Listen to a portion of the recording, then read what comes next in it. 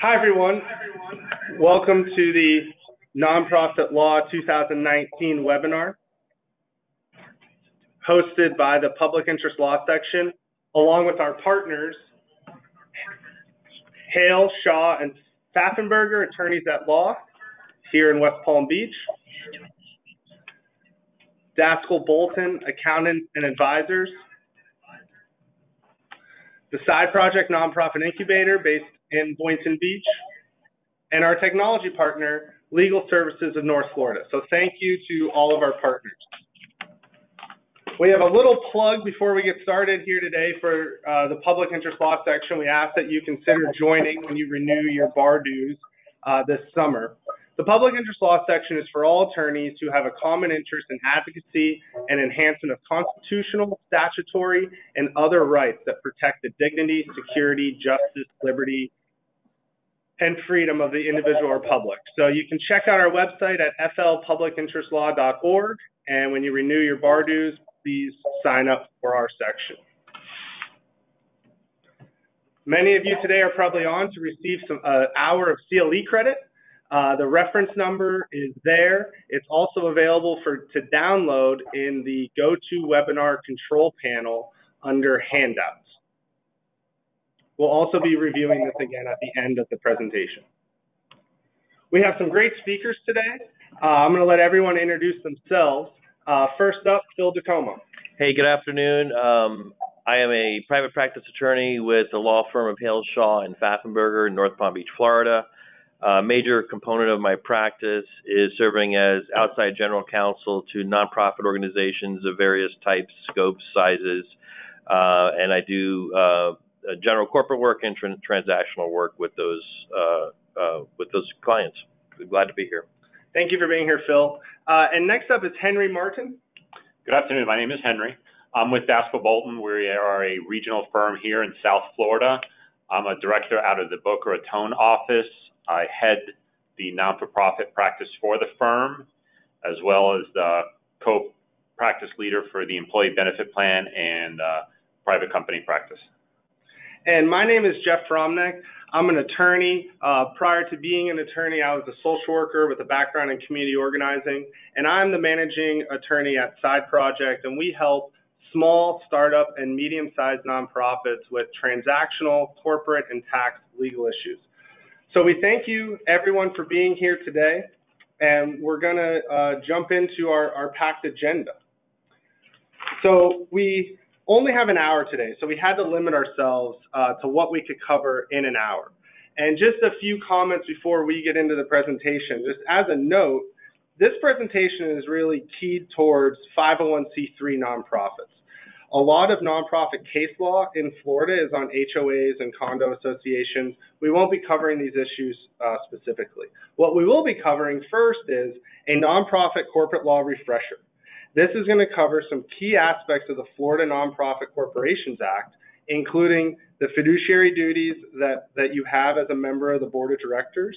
It's going to cover some of the corporate formalities that as members of the board of directors you're going to be expected to follow. This is also going to discuss the importance of independent boards of directors and why the IRS is concerned with that more these days than ever before. Secondly, Henry is going to give us an update on the new accounting standards that have gone into practice and help us understand what we should be looking at or looking for when we review the financial statements of the nonprofits that we work with or serve on the board of. And lastly, we are going to review some of the key provisions of the Florida Solicitation of Funds Act and discuss some common compliance issues.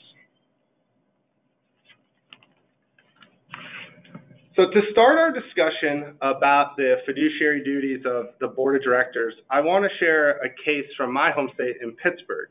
And this is a good example of what you shouldn't do as a member of a board of directors. It's also an example of one of the scenarios that you can find yourself in court as a member of the board of directors, and that's in a bankruptcy proceeding. So the Leamington home was a nursing home in Pittsburgh. It was dedicated to the care of African-American seniors. It operated for more than 100 years. In the 80s, they began experiencing some financial problems. These financial problems were compounded by a steady stream of Department of Health Code violations. These Department of Health Code violations led to reduced referrals, and ultimately the board was told that they had to replace the CEO and the CFO because they were both incompetent. They were told that by both the Department of Health, who told them that they would lose their license if they did not replace these two, and also by an independent consultant that was brought in by one of the organization's major creditors. The board ignored that advice and continued to employ the CEO, despite the fact that she wasn't showing up to work on time or at all. Just continued to employ the CFO, despite the fact that he wasn't keeping even a general ledger or any type of meaningful financial records. This led to the organization losing its Department of Health license, was unable to receive any further referrals, and so in 2005 it had to file for bankruptcy. The unsecured creditors filed an action against the board and the officers in their personal capacities.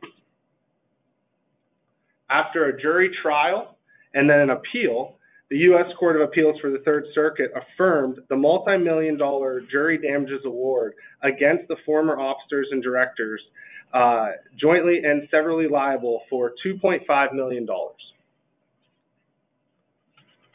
So what did the board do? Or what didn't they do in this case? On appeal, the Leamington Court found that there were plenty of facts to support the jury's verdict that the board had breached their duty of care. The court found that they breached that duty because they had actual knowledge of mismanagement and did nothing to correct course. This wasn't an issue where the board made a mistake or made a business decision that went wrong. This was a situation where for a decade or longer, the board was told by outside experts that they needed to make changes and just did nothing. They just stuck their head in the sand. So it was more than just negligence. There had to be something more, and in this case, it was actual knowledge of mismanagement. So we're gonna look at now where our duties as board members in Florida comes from, and what that duty and that standard is. And that comes from the Florida statute, Chapter 617. It tells us that a director of a nonprofit corporation shall perform his duties in good faith with the care an ordinarily prudent person in a like position would exercise under similar circumstances. That's the duty of care. That's the duty that the board in Leamington failed to live up to. That's a duty to be involved and engaged, and we're going to talk a little bit more about what's involved in fulfilling that duty in a minute. The next part of the statute describes the duty of loyalty, and it says that a board member is expected to act in a manner that he reasonably believes to be in the best interest of the corporation. Generally speaking, the duty of loyalty is a little bit easier to address. Most corporations have a conflict of interest policy. It's more or less required in Florida if you're fundraising, and the IRS highly recommends it. These conflict of interest policies typically require board members who think they may have a conflict of interest to disclose that to the rest of the board and allow the board to decide what the best course of action should be moving forward. The duty of care, though, is a little bit more difficult. And so we all can't be experts in all things nonprofit. When you're on a board, you're going to be reviewing things, legal issues, HR issues, accounting issues, programmatic issues. And so the statute provides that a board member can rely on, in fulfilling its duty, can rely on information, opinions, reports, statements, financial statements, and other data presented by outside experts or others who the board member believes to have knowledge of what they're reporting on. So that can include employees or officers who often will give reports at board meetings. It can include legal counsel, can include an accountant. I think most of us are probably familiar with having an accountant perform either a review or an audit of an organization's financial statements. And so bringing in an outside expert is one way that a board member can show that it's living up to its duty of care, its duty to investigate, its duty to make decisions in the best interest of the organization.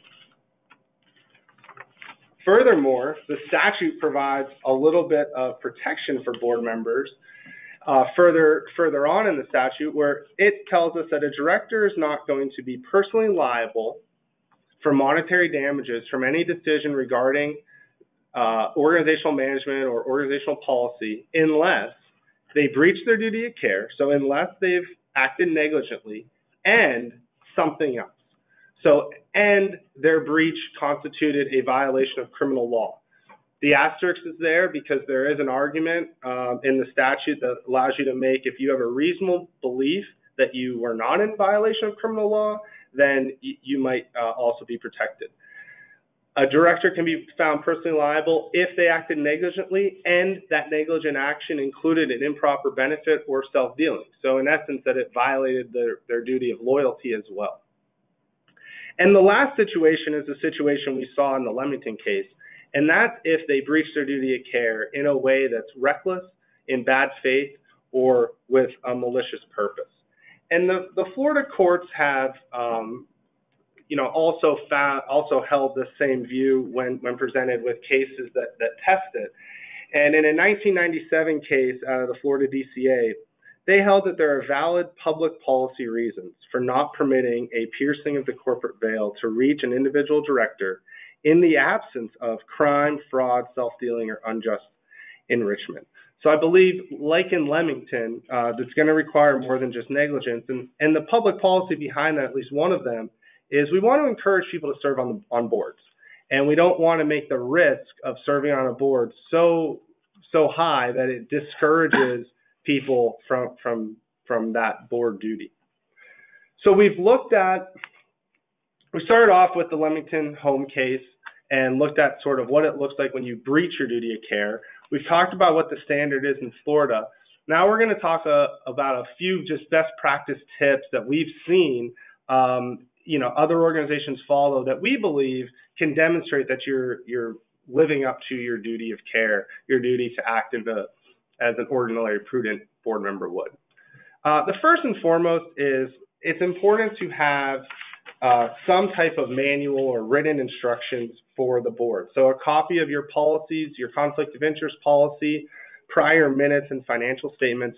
You want to be able to give new board members material so they can prepare themselves for the role. And that should include not only, handing something out, but also some board training. And senior people on the board, the executive committee, should really take that as one of their roles, is encouraging that as both a practice and the culture of the group, that they follow rules, that they follow these policies and procedures, that everything's documented. As we saw in Leamington, evaluating CEO performance is critical. It's the major role of the board. Probably the only time the board's going to be involved in personnel decisions is going to be with the CEO, but they should be monitoring that. And all of us that are speaking on the panel today sort of represent different size and organizations in different places of their life cycle. And with new and startup organizations, CEOs often have more influence than they may in an organization that's been around for longer. So the CEO performance and CEO oversight is going to differ depending on the organization. And lastly, the board should be regularly reviewing financial statements and approving an annual budget, and then reviewing the financial statements on a quarterly basis against that budget to see where the organization's at and how well it's doing financially. So that sort of bookends our quick discussion on the fiduciary duty of a board member. The important thing to take away is serving on a board has legal responsibilities that attach to it. It's not just something you add to your LinkedIn profile or to your resume. It is something that carries with it a real responsibility and a duty to be involved and engaged, and also to act in the best interest of the organization. So we're gonna talk here. We're gonna pass this question around the panel, but this is a question that I often get asked at cocktail parties and that Phil and I often discuss over lunch, and that is the duty of care different for a lawyer versus a non-lawyer when serving on a nonprofit board? And we would also pose the question to Henry, is the duty different as an accountant versus a non-accountant when serving on the board? So Phil, any thoughts you want to add? Well, I guess the first thing I would say is that the way that I handle or the way that I approach joining a board is that I make it very clear that I'm serving in the capacity as a volunteer board member and not as the organization's attorney. And of course, I'll sit at a board meeting and there'll be a legal question that comes up and everyone at the table will look to me, and I will preface any conversation with speaking, on my own behalf and not as your attorney. And I will often then refer us to get legal counsel on the issue to make sure that there is a fine line, because I think that we bring a certain expertise, and I think there certainly could be a presumption of a higher duty.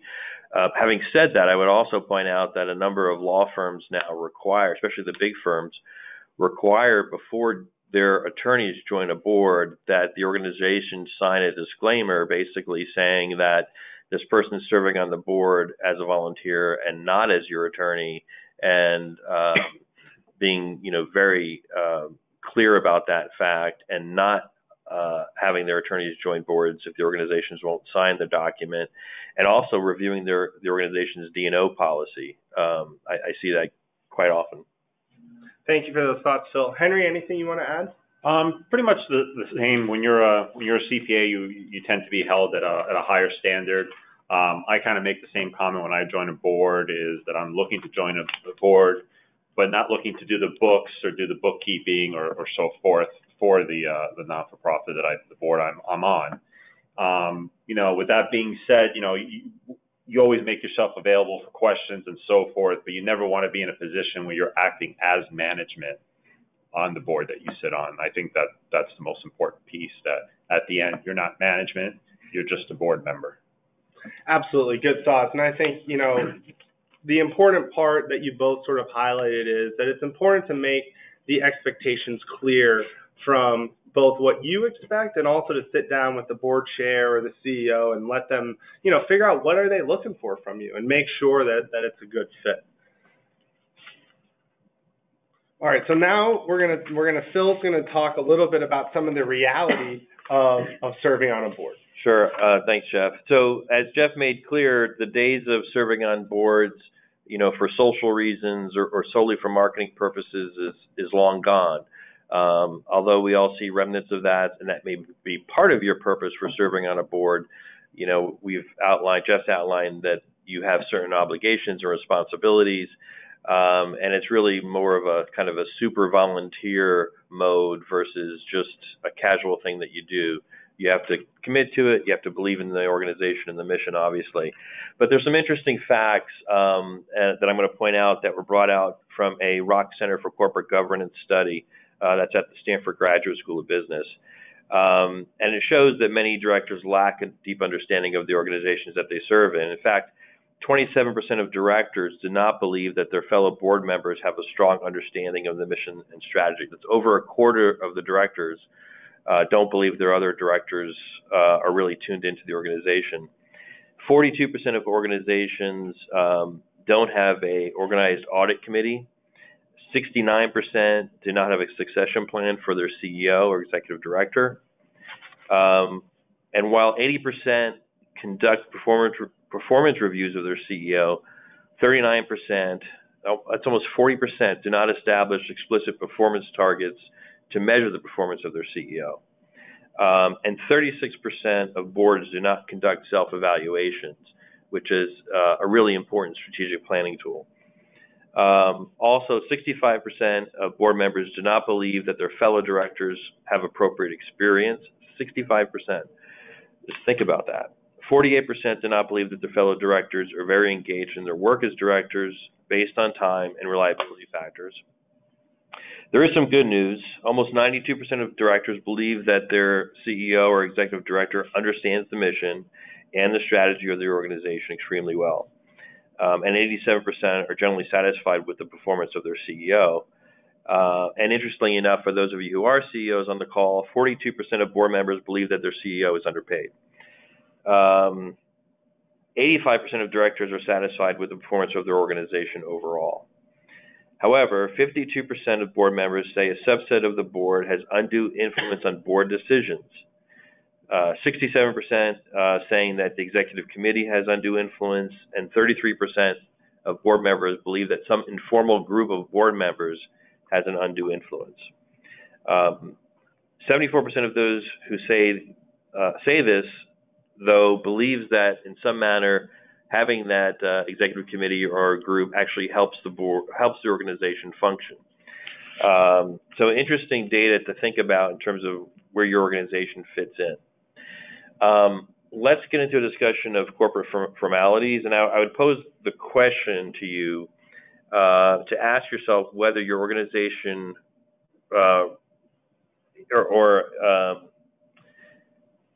whether your organization relies heavily on email voting or proxy voting. These are two practices that I see all the time that are really problematic.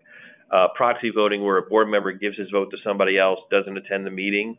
And then voting by email obviously has become quite common as well. And if you're relying too much on these, then ask yourself, is our board meeting too infrequently? Is my organization's quorum requirement too high? And do we have the right people serving on our board? So the issues with this are there are clear fiduciary duty concerns with these practices. Each of them discourages a rigorous review of issues being voted on. They typically mean that there's been a lack of discussion and debate on these issues, and provide inadequate and are indicators of inadequate oversight of your board on these issues. Those all directly go to the duty of care that Jeff discussed. Some practical considerations to be concerned about. There's no statutory authority for proxy voting by nonprofit directors in Florida. And then when you do an email vote, are you really verifying the director's signature? And there's always ambiguity in response. How many times have people said, hey, let's vote by email, and someone responds and you go, was that a yes or a no? It's probably a maybe, and what does that mean exactly? And then there's also the record keeping requirement of the email vote. There are records of the vote being properly made. So let's talk about some healthy alternatives to these two issues. It may seem obvious to allow directors to participate by phone or video conference, and many of you may already do so. However, did you consider that if you lower your quorum requirement by 10 or 15 percentage points, you may eliminate the problem altogether? Just be careful not dropping too low. I wouldn't go below 33%, but if you're at 50 or 60%, a 5 or 10 drop could solve your issue right there because you're getting a quorum. But again, it goes back to those other issues, other questions. Do you have the right board members? So my go-to in these issues when you can't have a in-person board vote is the unanimous written consent with a digital signature if you must vote by consent. And remember, you can always ratify actions at a board meeting, and use common sense. If it's a major vote and it has material implications on your organization, you should probably have that at a meeting where your directors can discuss the issue at length. If it's just a minor issue, for example, you need to approve board minutes in order to provide the minutes to a grantor or something like that, then an electronic vote is probably fine. So let's talk about the statutory requirements. So the written consent without a meeting, you probably are all familiar with this, and you've probably done it before. I would just point out that, remember, the Florida statute requires it must be unanimous consent of all members, evidence in a writing. You must describe the action taken, and it must be signed by each director or committee member if you're doing it for committees. And if you do so, then it has the effect as if it were a meeting. So let's talk about the Electronic Signature Act in Florida and what that requires. You'll see the statutory provisions here. I'm not going to go through them all, but this is basically where we get the ability to say we're going to do an electronic vote or we're going to record an action by an electronic means. And one of the things that it requires, which is highlighted here, is that the parties have agreed to conduct the transaction by electronic means.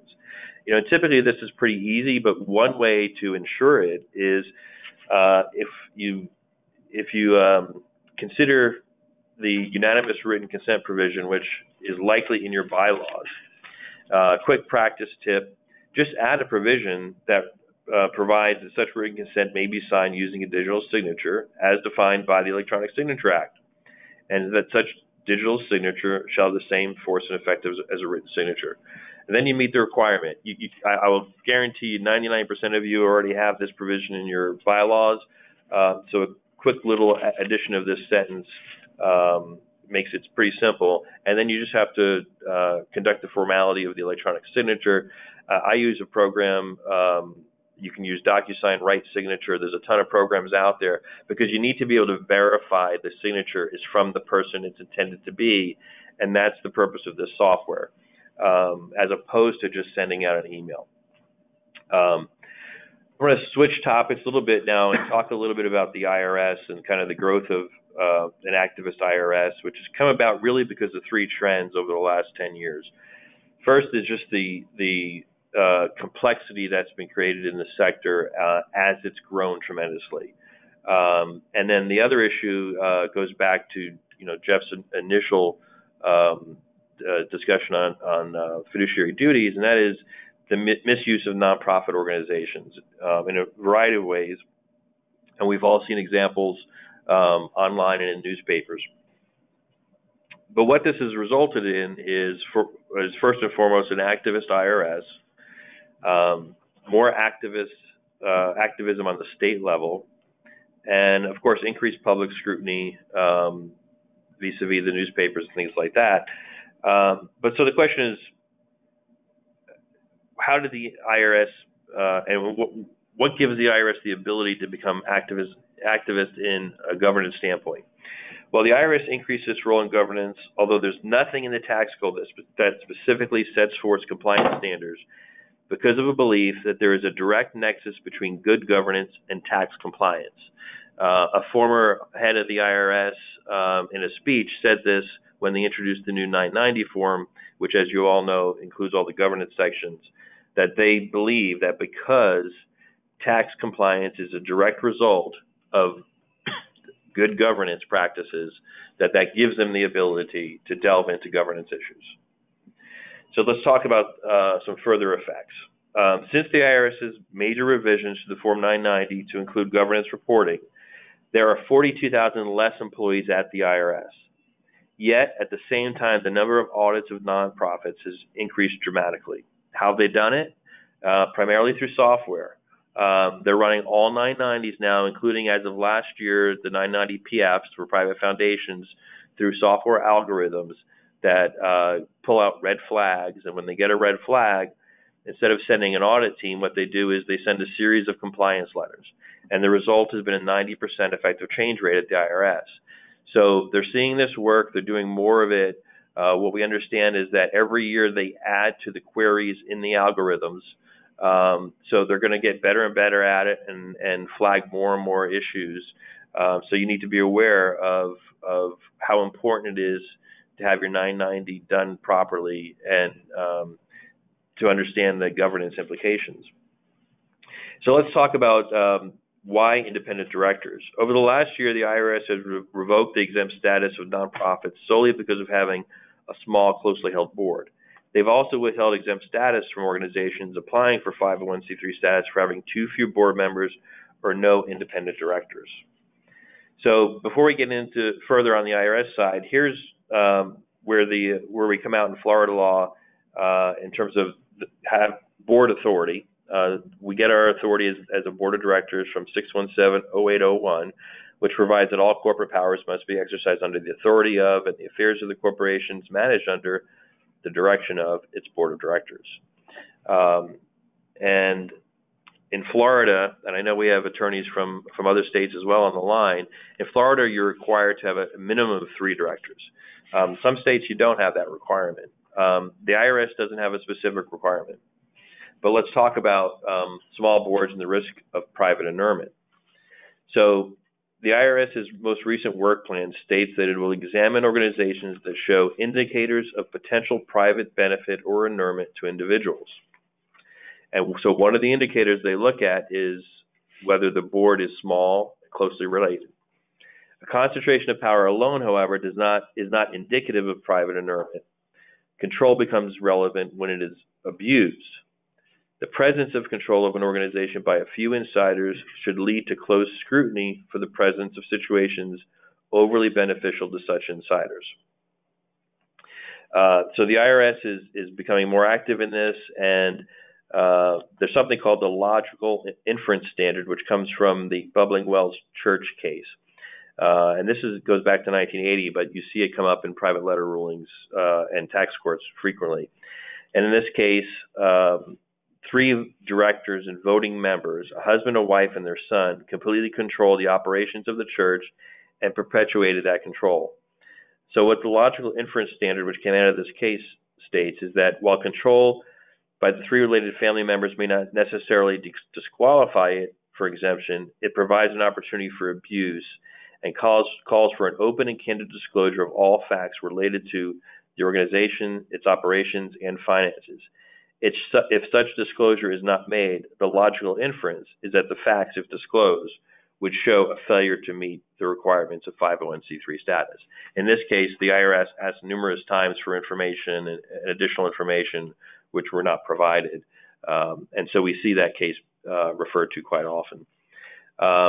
So organizations with small boards cannot qualify it as exempt if generally there's a lack of community-based board of directors representative of the community.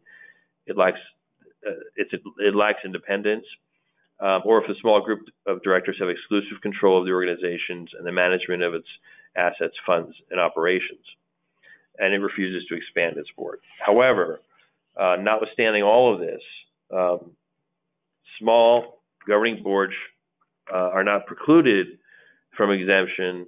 It just creates a need for the organization to be open and candid, and the IRS is likely to ask questions to flesh out information about whether the board is properly put together, if it's a small number, and particularly if it's related board members. But a small board alone is not enough to deny recognition of exemption. And I think we'll leave it there and move on to accounting standards. Yeah, thank you for that overview, Phil. And we're going to turn it now to Henry, who's going to give us an update on the nonprofit accounting standards. All right, so the FASB had been working on this guidance and this update for a few years. They ended up breaking it into 2 phases. ASU 2016-14 is the first phase. The second phase probably won't be out for a couple of years. They've been really slow putting out any kind of information, what will be included in the second phase. I know that it'll probably, some of the items that could be included in that second phase will be using the direct cash flow, and also having a kind of a management discussion and analysis note to kind of broaden what the organization does and disclose that more so in the financial statements. But for the current phase 1, it's for fiscal years beginning after December 15th, 2017. So that pretty much falls in line with all your calendar December 31st, 2018 organizations, as well as those with year ends throughout 2019. The transition is for the year of adoption applies to all provisions. I've had a few non-for-profits reach out to me and saying, well, can I adopt this provision and not that one because that one doesn't make sense? You can't pick and choose which ones. You do have to adopt all of them. If you are using comparative financial statements, 2 of the newer items that will be disclosed, you do not require to show them for the previous year, so you would only show them for the current year, and that would be your analysis of expenses by nature and function, which is the schedule of functional expenses that wasn't mandatory, but most not-for-profits already had them in their financials. Now they are mandatory. And the new one, which I think is going to be the interesting one, is disclosures around liquidity and availability of resources, which we'll go into further. The next slide kind of breaks out the key provisions. There are several other smaller provisions that are included. They don't change things much from what current practice is, but it really just gives you further guidance on how to handle those areas. But the big ones are net asset classification. Most are used to seeing the 3 asset classes, unrestricted, temporarily restricted, and permanently restricted. Well, that's going away. You're going to have the 2 new ones that are with donor restrictions or without donor restrictions. Statement of cash flow, you could use the either direct or the indirect cash flow method. If you do use the indirect, reconciliation is no longer required for the direct method. Investment returns, it used to be that you would show your investment returns net of expenses. That's no longer required. You no longer need to show in a footnote your external and direct internal investment expenses. The other one, again, is liquidity and availability. There's going to be a quantitative and qualitative disclosure about the available resources of the organization within 1 year of the balance sheet date. And then expenses, you're going to have to report your expenses by function, which is known as the schedule of functional expenses. The nature and analysis showing the relationship between the function and the nature, as well as direct and indirect expenses.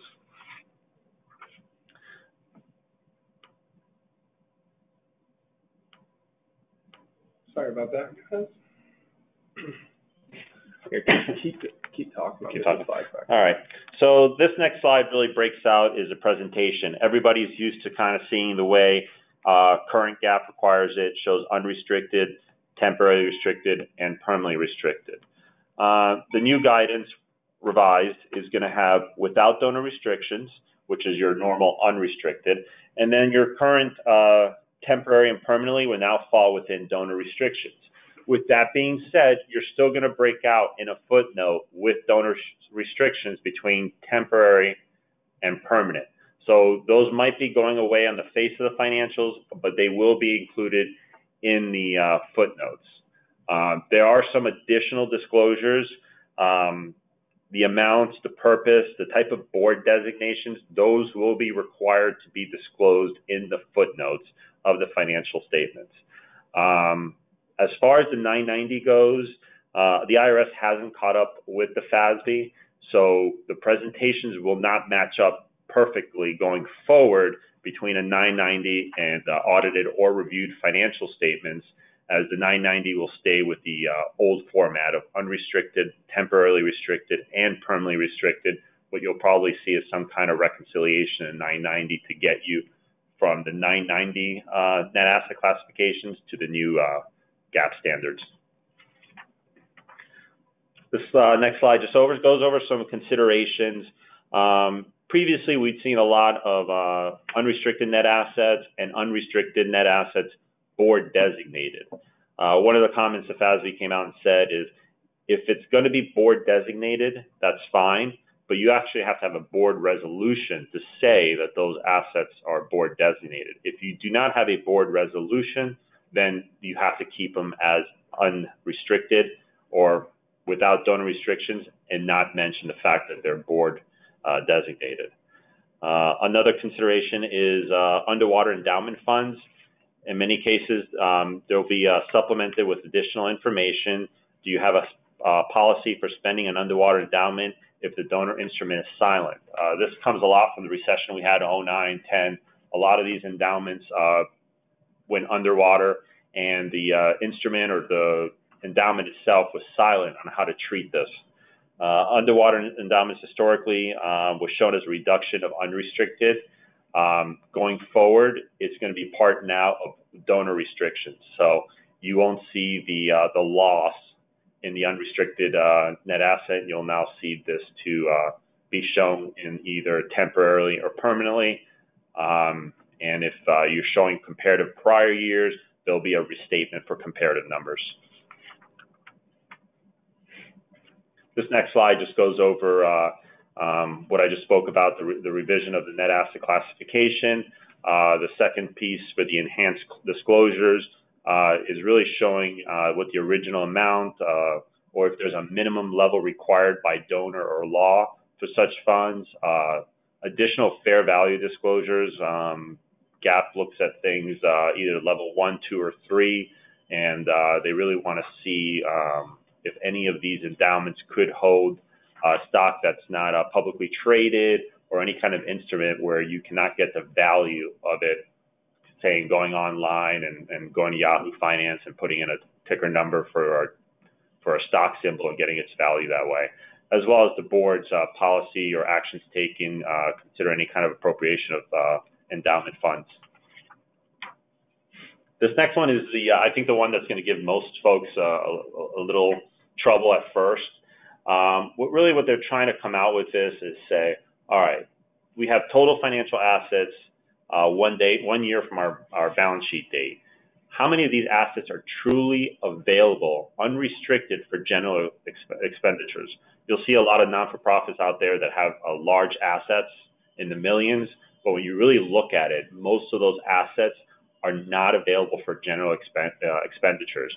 They could be restricted with donors, whether a time period, perpetuity. It could be a quasi-endowment. So there's certain types of funds in these endowments or these restricted assets that you cannot use for current expenditures during the year. So really what they want to show is a schedule that kind of starts out with, okay, these are the assets that are available within 1 year, and then back out those that aren't available to kind of get to what the true assets available for expenditures within 1 year. Hopefully that number is positive. I think the smaller not-for-profits could show a negative amount. That being the case, there'll have to be additional footnote disclosures on how you plan on curing that, or what the not-for-profit plans on doing, so it can remain open for the next 12 months if it shows that they don't have enough assets.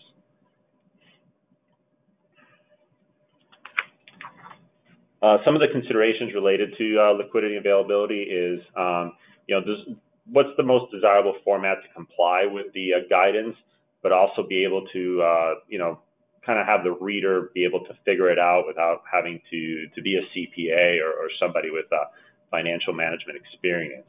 And whether you want to be able to easily tie out that footnote back to the face of the financial statements. I think that it should be able to tie it out back to the balance sheet. It probably makes the most sense. And then, being able to line up the balance sheet with this additional disclosure. As far as qualitative disclosure, it's really about telling the story, kind of liquidity management per se. If a not-for-profit has a line of credit, they can, disclose that they could use that line of credit for general expenditures and so forth. The next one is the schedule of functional expenses. A lot of non-for-profits have this schedule. It's not a requirement.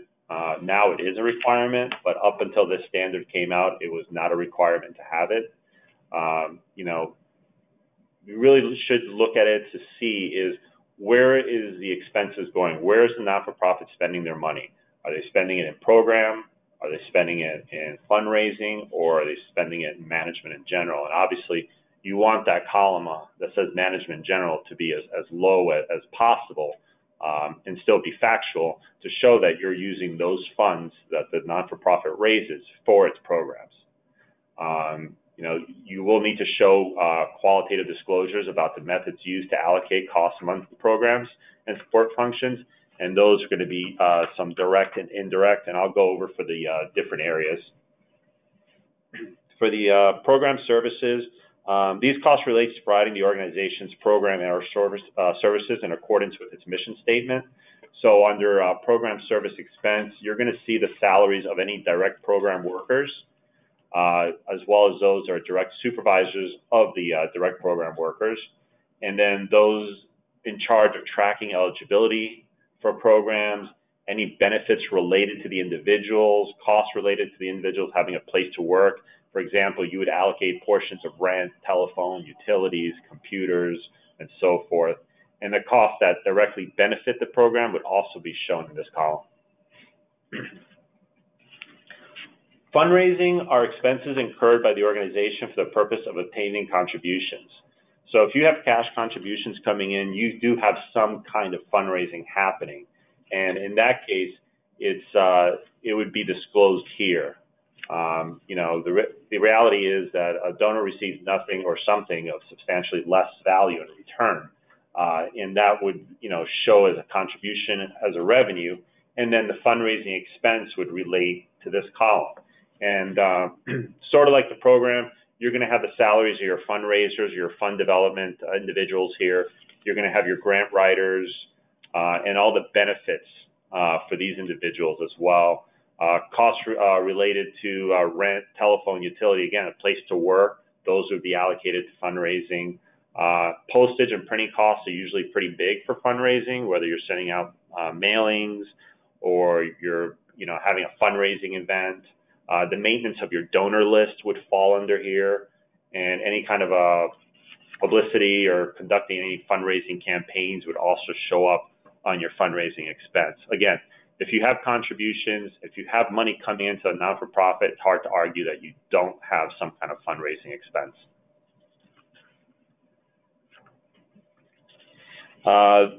Management general reality is salary of director, executive director, salary of the CFO, any type of general employees, legal services and corporation fees, preparing for your annual reports, preparing for the 990, HR, IT, all those would fall under management in general. This slide kind of just goes over direct versus indirect. GAAP would prefer method is to have everything be direct. Obviously, that's not feasible. You're going to allocate some of these, when you have your rent, your utilities, you're going to allocate them by percentages, versus assigning every single expense, invoice, line item to direct. For indirect, when you are allocating by a percentage or the direct method is too burdensome, use a rational objective basis to allocate it. If you're doing rent, dividing up by square footage of your office is an example, or as well as, your executive director, they're going to have some time in program, they're going to have some time in fundraising and management in general. And then this slide here is the change in the presentation investment returns. Again, netting it, direct expense and so forth, it's not a requirement. You just show the total amount. You don't have to break out gross versus your income versus your expenses related to the management of your portfolio to get that net number. Again, you could disclose that information in a footnote, but you also don't have to show it by component. Some of the larger non-for-profits do show it as a component. This kind of simplifies the reporting. I know it's something that a lot of folks complained about, is trying to present the expenses related to running your portfolio. Thank you, Henry, for that overview. This presentation so far has felt a little bit like a board meeting. We started off with some governance issues, then we talked about some financial issues, and we're going to close up with some fundraising issues. So we want to give an update on the Florida Charitable Solicitation of Fund Act. It's important to note that 43 other states and the District of Columbia have charitable solicitation laws similar to Florida. Loosely speaking, solicitation means asking for a donation. And while most states don't have special laws for soliciting donations online, many of the rules that are currently in place apply to that as another type of media as well. So today we're going to talk about some of the common compliance issues we see, and we're running near the end. So we're going to highlight some of the issues that you guys should be aware of as board members and as CEOs, and that hopefully your development department is following and receiving training on. I think it's important before we start to talk about some of the specifics of the Act to understand why this Act was put in place and what the intent was. And we're told in the beginning of the statute that it was the intent to recognize the right of people or organizations to conduct solicitation activities. It's also the intent to protect the public by requiring full public disclosure of the identity of persons who solicit contributions from the public and the purposes for which contributions are solicited. Furthermore, it's the intent of the legislation to prohibit deception, fraud, and misrepresentation in the solicitation and reporting of contributions. So it's important, I think, to understand these laws were put in to protect the public. And while they may be burdensome to some nonprofits' fundraising efforts, without them, I don't think we would have the confidence of the public to be able to raise any money. So these are important rules. We're going to start off by talking about what a solicitation is. And we're going to see that the statute has a number of carve-outs and exemptions, and so we're going to cover some of those. But as I said before, a solicitation is any direct or indirect request for money or other property on the representation or the promise that such money will be used in whole or in part for a charitable purpose. The statute goes on to define a sort of laundry list of what may be included. Suffice it to say that it's anything in which you ask someone for money for a charitable purpose. Anything that's not exempt or carved out of the statute. We see the first carve out in the definition of solicitation. And the statute goes on to let us know that solicitation does not include when a person applies for a grant or an award. I call this the grantwriter exception. So it doesn't apply when you're applying for a grant award from the government or from a 501c3 charity or a private foundation. We're also going to see that there is another carve out here in section 403 for a number of different types of organizations. You have your religious institutions, so your churches, and this is not going to necessarily include faith-based organizations, but bona fide religious institutions, which are going to be your churches. Educational institutions, state or other government entities, blood banks, and political contributions. Now, political contributions are going to be governed by another part of Florida law. And this is a fairly broad list of institutions. And I don't know, Phil, if you want to comment on this. Well, yeah, the interesting thing is, too, you know, this isn't an exception category. So you have to kind of find it in the statute, and then you have to dig even deeper because, for example, under educational institutions, that specifically includes public television and radio. So the 13 or 14 public television stations in the state of Florida, do not have to register under this act. So who's left? It seems like this is almost everyone that you can think of. Well, pretty much all other public charities are left. So your human service organization, your animal rescue league, your potentially your legal aid organization may be subject to this act and therefore these registration requirements. So what's required? Well, there's an annual report that must be filed online or in the mail. We're not going to go into what's included, but it's a number of similar disclosures similar to the 990. You also have to submit your 990 tax return, your list of the board, and some other items that we're going to talk about. Sometimes I get asked by people that tell me, I've been fundraising for years, and I've never heard of this act. Is it really law? And if so, what are the penalties if we don't follow it? And so there's a case out of Florida from 2013, Crumpkin v. State, where Mr. Crumpkin filled out an application for registration for a veterans group that he was working with. Mr. Crumpkin had a sordid criminal history that he decided to not include on the registration disclosure. It was subsequently found out he was lying, and he was convicted of a third-degree felony. So this is a law that comes with both civil and potential criminal penalties for not complying, and probably, in addition to those, the PR hit that your organization would take and that you would take if you did get caught fundraising without a registration license would be enough to probably, prevent you from fundraising in the future. So annual registration is required if you are soliciting funds. Soliciting funds isn't going to include grant writing, and it's not going, and organizations that were listed on the previous slide aren't going to be included in this registration requirement. Additionally, there are some exemptions. And so there's a number of them here. The one I'm going to highlight is the last one, and there's a couple asterisks next to it. So it's a charitable organization that has less than $25,000 in revenue and no paid staff. The interesting thing about this registration exemption is you still have to file something. So they require you to file a short form registration and basically prove to the department that you qualify for the exemption. That's going to be different in a number of states, but in Florida, even if you are under this threshold, they still require you to file something basically to prove that you are under this threshold. It's not as extensive of filing as the full form, but it is still a requirement. Those exemptions may apply, but that doesn't mean the further requirements of the Act don't.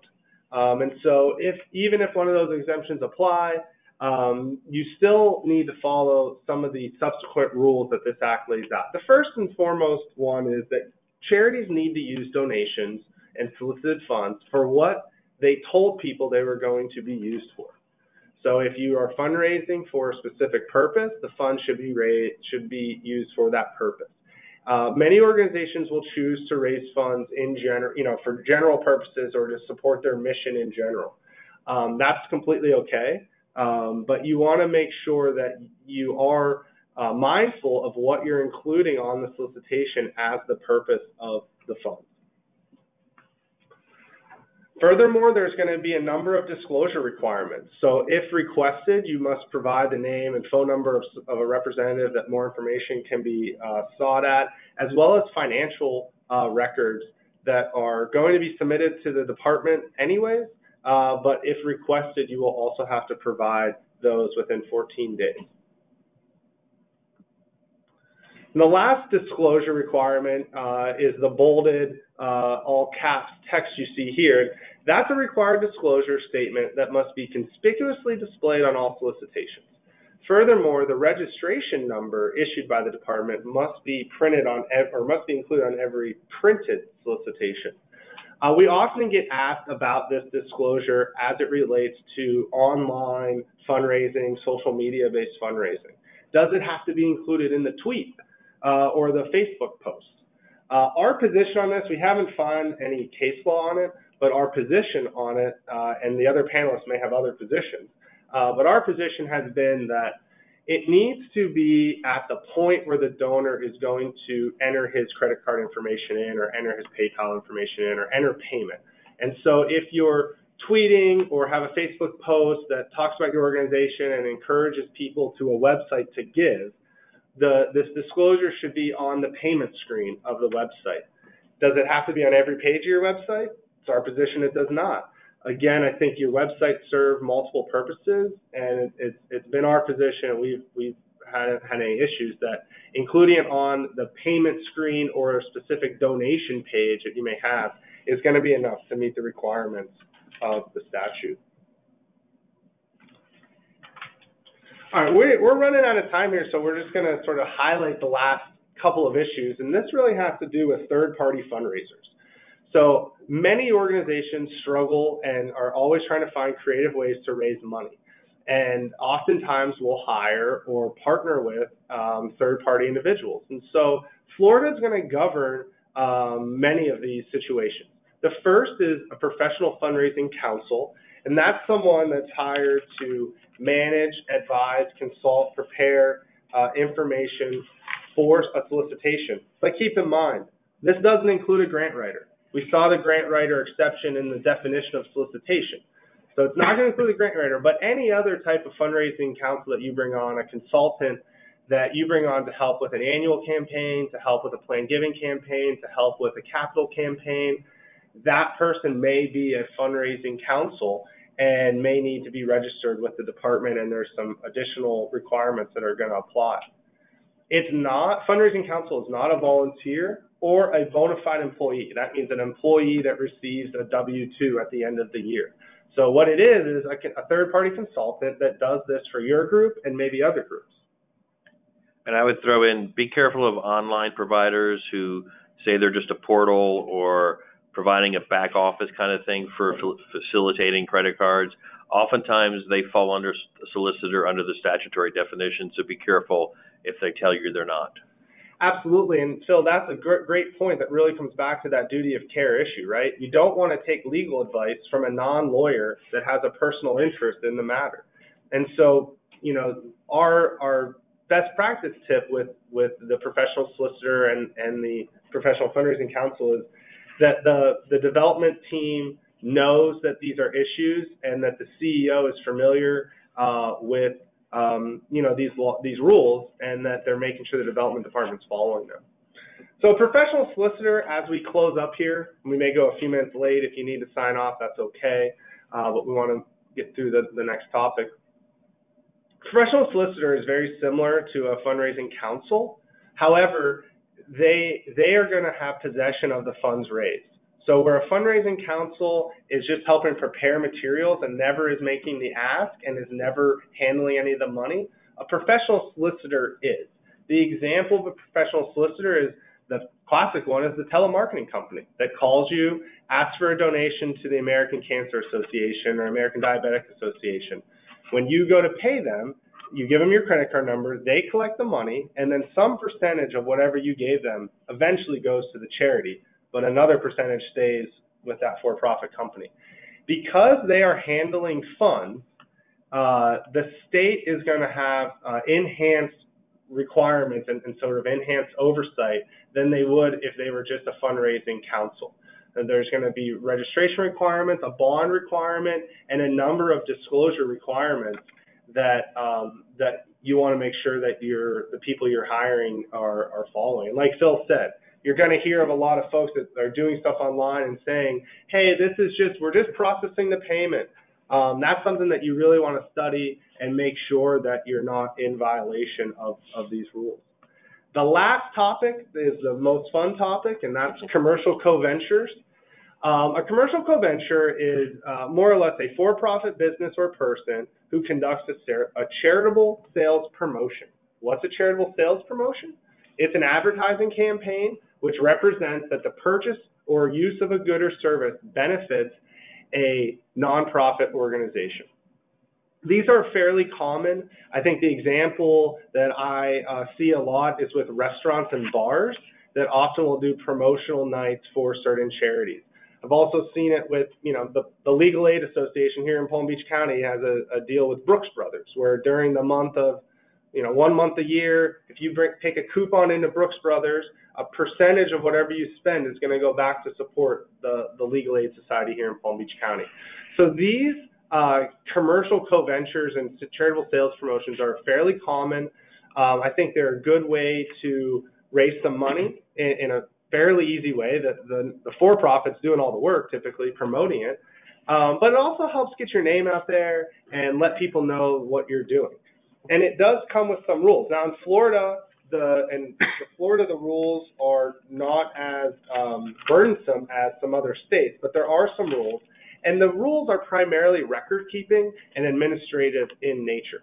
So from the for-profit side or the commercial co-venture side, before you engage in one of those types of promotions, you want to make sure you have the written consent of the nonprofit whose name you're going to be using. You also want to make sure that you're keeping financial records showing how much was raised in that day and how much was given over. From the nonprofit's perspective, you're going to want to make sure that you've collected the contact information for the sponsor. You're going to be required to disclose the sponsor's information on your annual registration form. And you should also have a written agreement that development staff can use when setting up these charitable sales promotions. We've seen them where the parties agree that they're going to do it, but they never really agree on the terms. So how many days is it going to go on? Which locations is it going to happen in? What percentage is going to be donated to charity? When is that going to be donated to charity? All of those things should really be addressed ahead of time. And if you take the time to put together a standard written contract for this, it should be able to be used in a number of different situations. So that's our presentation today. We thank everyone for joining us, and I know we sort of went through a lot of those topics fairly quickly. We hope that you at least been able to learn some of the issues and that you can do some issue spotting at the nonprofits that you represent. Just as a reminder, this presentation qualifies for 1 hour of CLE credit. You are going to be required to upload that credit through the Florida Bar portal. The reference number is 1901789N, and the title of the course is Nonprofit Law Update 2019. Now we wanted to leave some room for some questions. Doesn't look like we have any questions at this point. So our contact information is here, and we welcome you guys to reach out if you have follow-up questions or you want to get some additional information. So on behalf of myself, Jeff Fromnick, Phil DeComo, and Henry Martin, the Public Interest Law Section and Nonprofit Legal Services, we thank you for joining us today, and please look forward to our next webinar on nonprofit legal issues coming out sometime this summer or late fall. Take care. Bye.